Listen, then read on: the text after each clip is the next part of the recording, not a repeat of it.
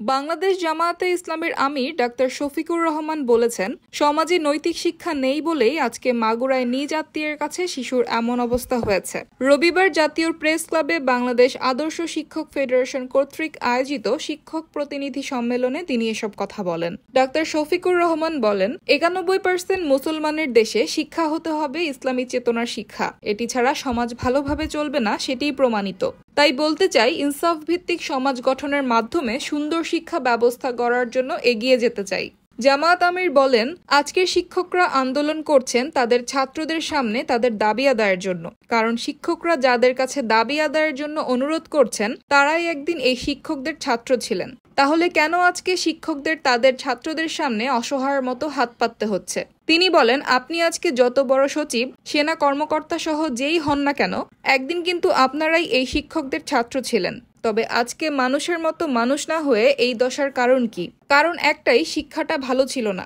তাই সামনে এই শিক্ষাটাকে ঠিক করতে হবে।